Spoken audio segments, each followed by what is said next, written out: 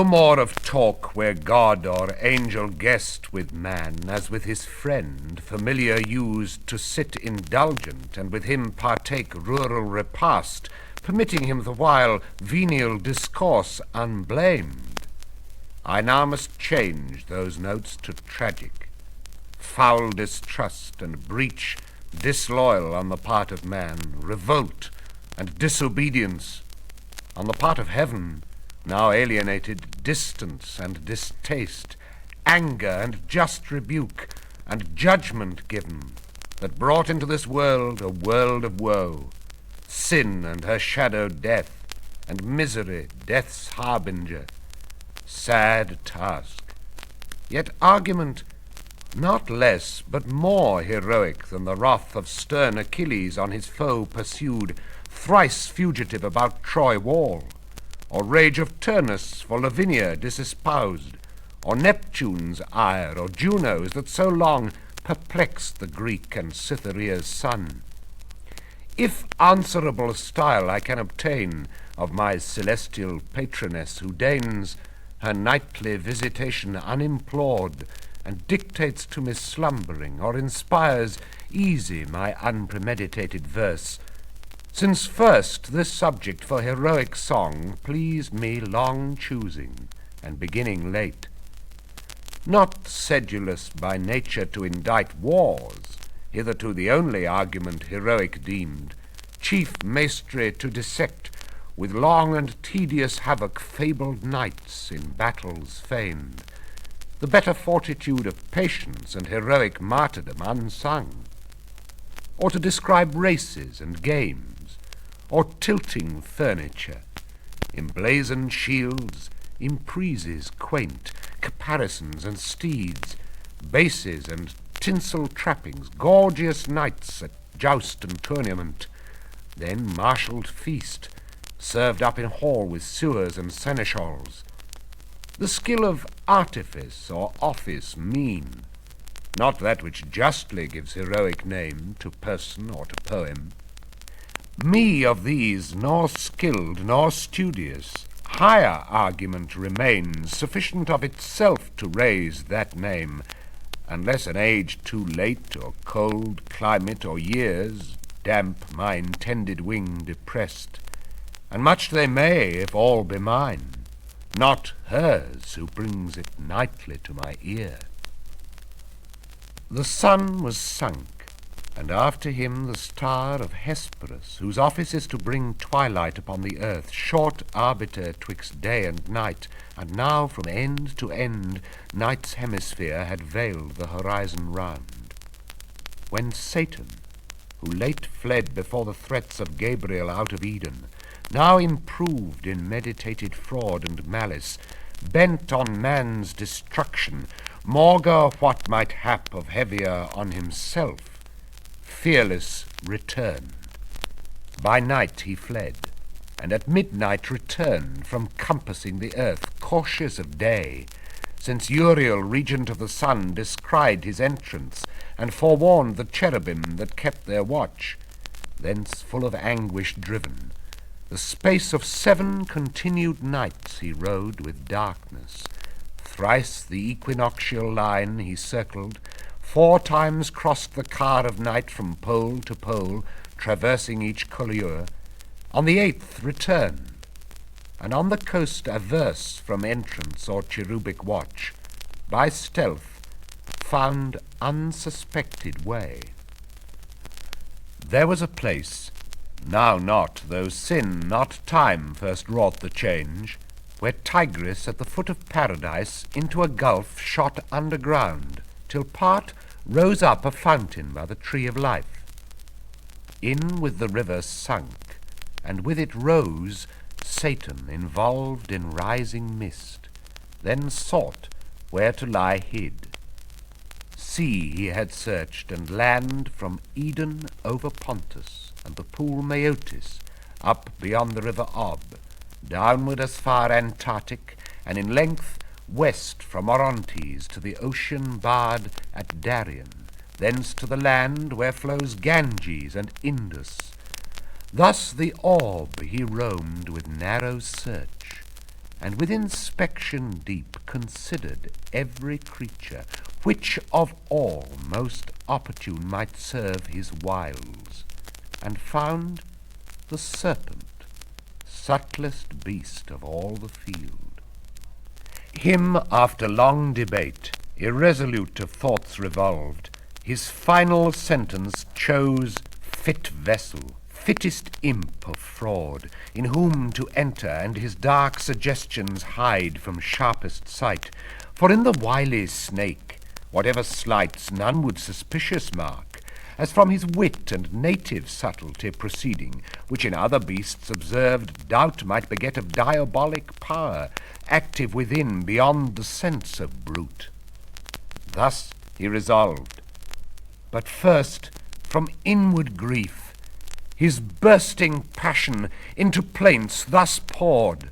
O earth, how like to heaven, if not preferred more justly, seat worthier of gods, as built with second thoughts, reforming what was old, for what god after better worse would build? Terrestrial heaven, danced round by other heavens that shine, yet bear their bright officious lamps, light above light, for thee alone, as seems, in thee concentring all their precious beams of sacred influence.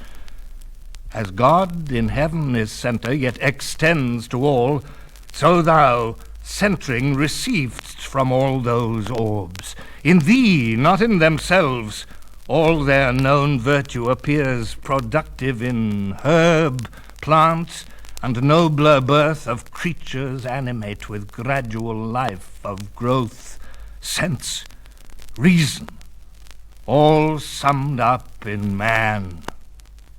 I have walked thee round, if I beat interchange of hill and valley, rivers, woods and plains, now land, now sea, and shores with forest crowned, rocks, dens, and caves. But I in none of these find place or refuge, and the more I see pleasures about me, so much more I feel torment within me, as from the hateful siege of contraries. All good to me becomes bane, and in heaven much worse would be my state.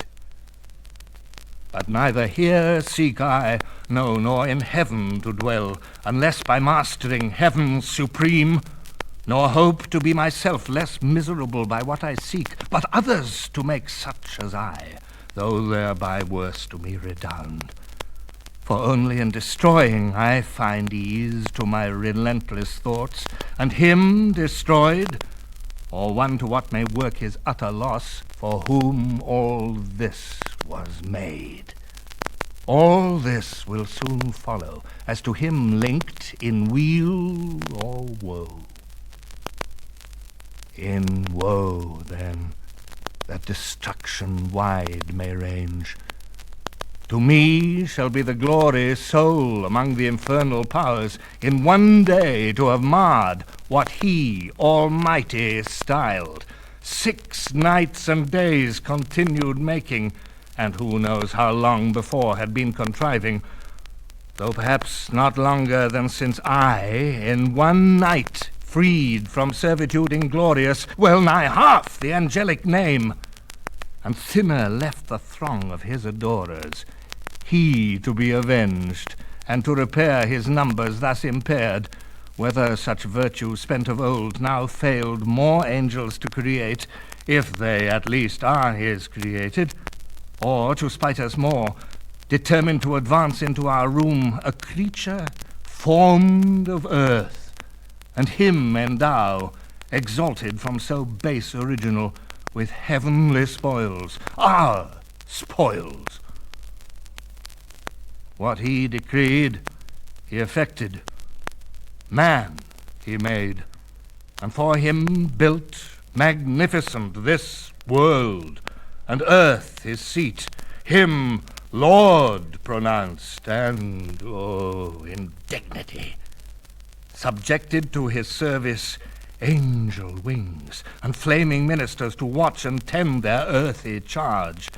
Of these the vigilance I dread, and to elude, thus wrapped in mist of midnight vapour, glide obscure, and pry in every bush and brake, where hap may find the serpent sleeping, in whose mazy folds to hide me and the dark intent I bring.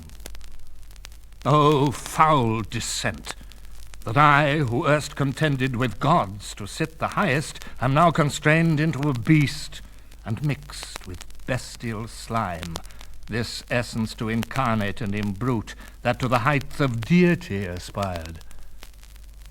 But what will not ambition and revenge descend to? Who aspires must down as low as high he soared, obnoxious first or last to basest things. Revenge, at first though sweet, bitter ere long, back on itself recoils. Let it. I reck not, so it light well aimed, since higher I fall short on him who next provokes my envy, this new favourite of heaven, this man of clay, son of despite, who must, the more to spite his maker raised from dust. Spite then with spite is best repaid. So saying, through each thicket dank or dry, like a black mist low creeping, he held on his midnight search, where soonest he might find the serpent. Him fast sleeping soon he found, in labyrinth of many a round self-rolled, his head the midst, well stored with subtle wiles. Not yet in horrid shade or dismal den, nor nocent yet, but on the grassy herb, fearless, unfeared, he slept. In at his mouth the devil entered, and his brutal sense, in heart or head possessing, soon inspired with act intelligential. But his sleep disturbed not, waiting close the approach of morn.